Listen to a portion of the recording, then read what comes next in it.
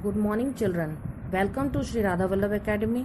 Today I am going to read and explain you science second lesson, the respiratory system. First one is breathing. What is the meaning of breathing? Breathing means होता है सांस लेना.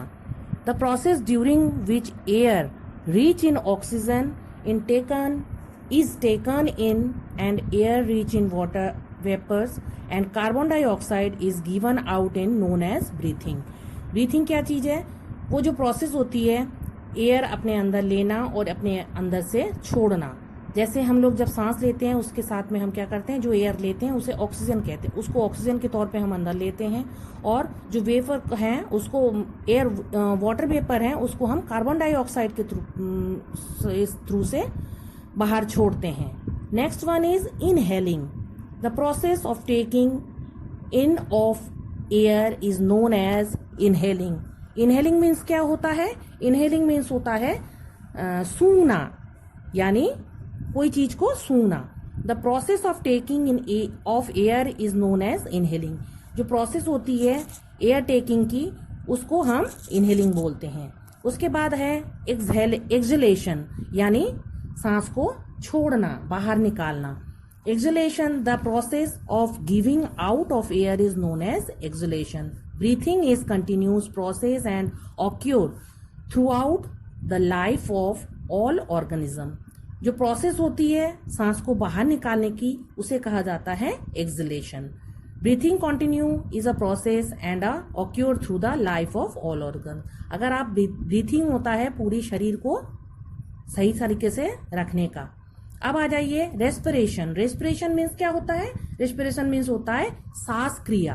The process of breaking down the complex food substance which with the help of oxygen and releasing energy is known as respiration.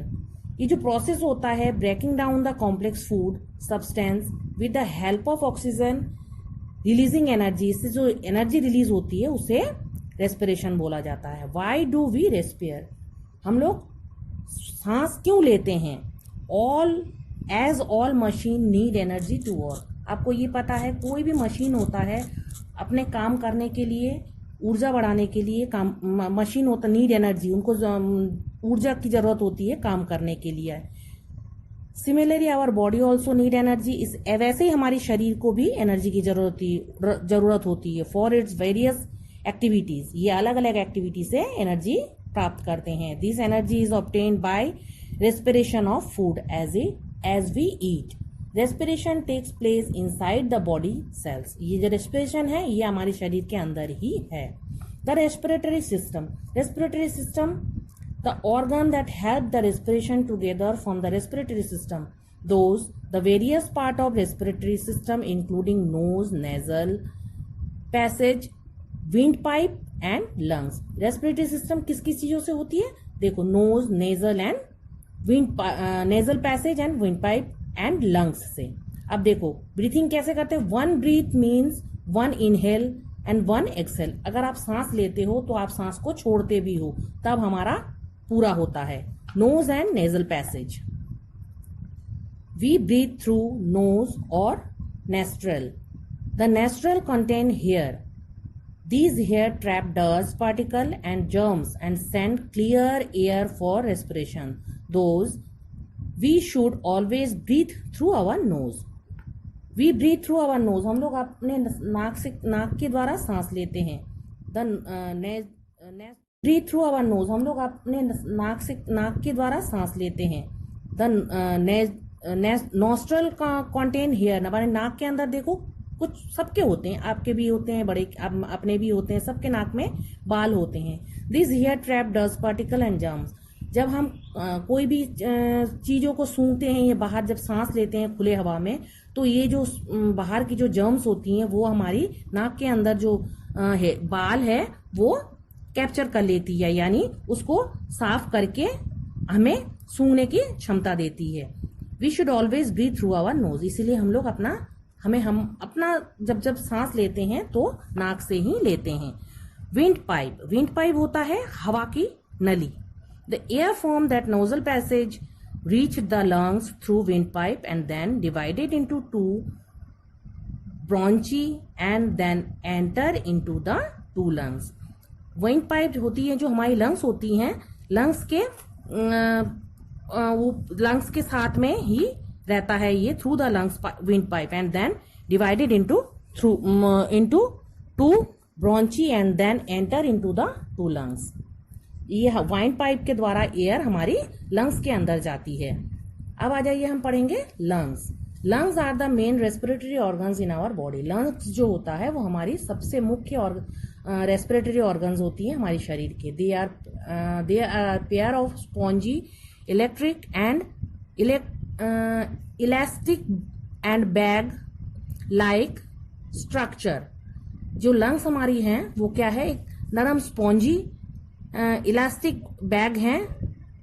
When we breathe in the lungs gets feel it fresh air. जब हम सांस लेते हैं उसके अंदर जो fresh air होती हैं वो भर जाती है. This air is taken by blood to all part of our body and the used air in the given back to lungs. ये क्या है, जो हम लोग सांस लेते हैं वो अपने अंदर रख लेता है और टू टेकन बाय ब्लड, और ब्लड के द्वारा शरीर के अलग अलग हिस्सों में ये एयर यूज करते हैं given back to the lungs. The air we inhale contain the oxygen which is taken by lungs. जो हम ऑक्सीजन लेते हैं वो हमें जो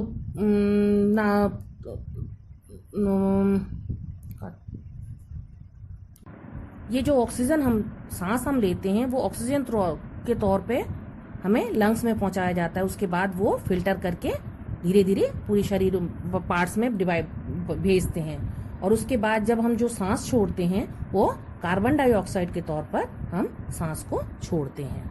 अब हम पढ़ेंगे air pollution.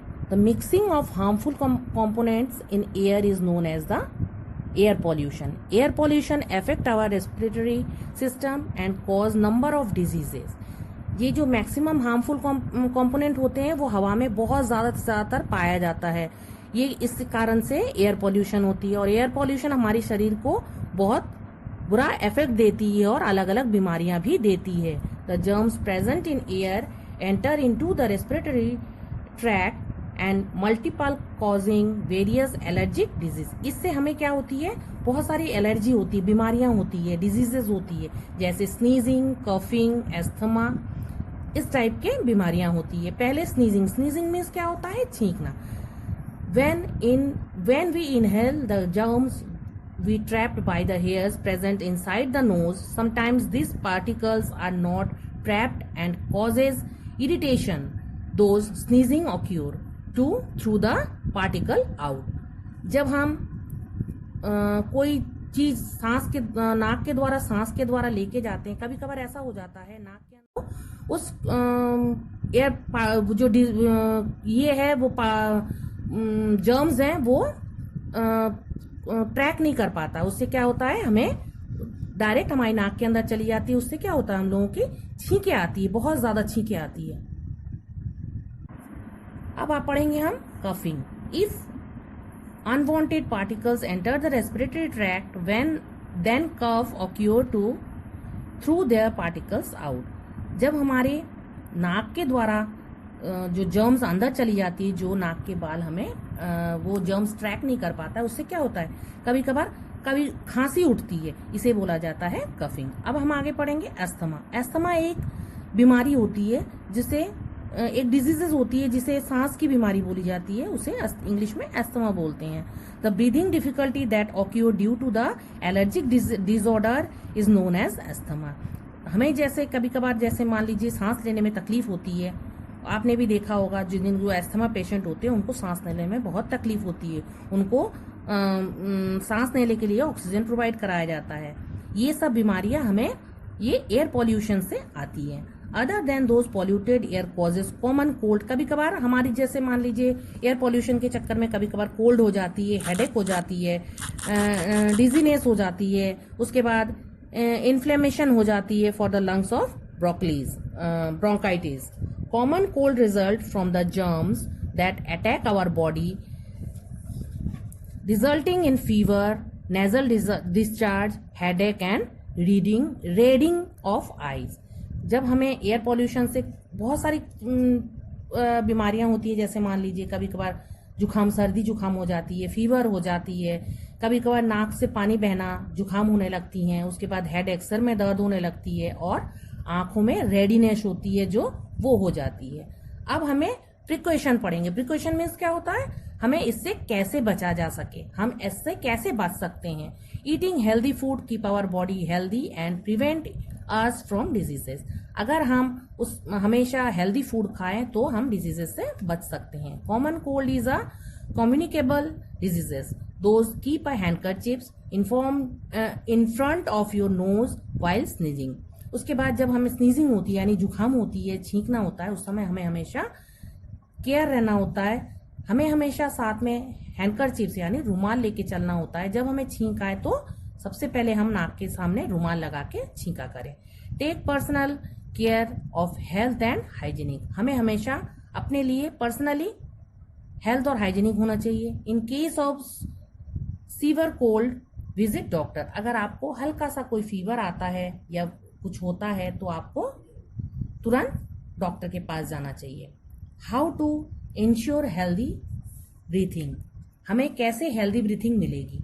Morning walk is a very helpful because the air is clean and fresh. सबसे अच्छा होता है सुबह शहर को जाना। अगर सुबह मॉर्निंग में उठ के मॉर्निंग वॉक करोगे तो वो आपके शरीर के लिए बहुत ही लाभदायी है। Alpha breathing process increase the capacity of lungs, जो अल्फा ब्रीथिंग होती है वो कैपेसिटी के ऊपर होता है, लंग्स के कैपेसिटी के ऊपर। People during yoga mention good posture which help to breathing properly. सुबह सुबह आपने देखा होगा बहुत लोग योगा करते हैं, मॉर्निंग वॉक करते हैं, ये भी शरीर के लिए बहुत अच्छा होता है। Too much of fatty food reduce the capacity of breathing and in turn leads to obesity.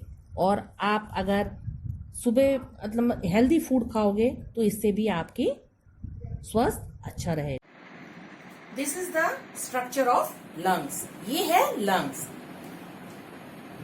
ये जो देख रहे हैं आप, ये है विंड पाइप यानी सांस नली। ये जो दो चीजें दिख रही है ये है आपका लंग्स।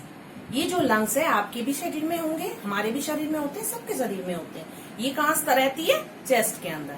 ये जो लंग्स है ये हमारे इंग्लिश में जो लंग्स बोलते हो उसको, इसे हिंदी में फेफड़ा बोलते हैं। और इसके अंदर जो ये छोटे छोटे नसें दिख रही है उसे ब्रोंकाई बोला जाता है। क्या बोला जाता है, bronchi.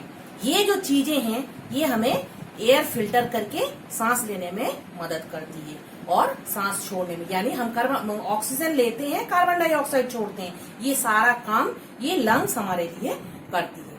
Thank you and have a nice day.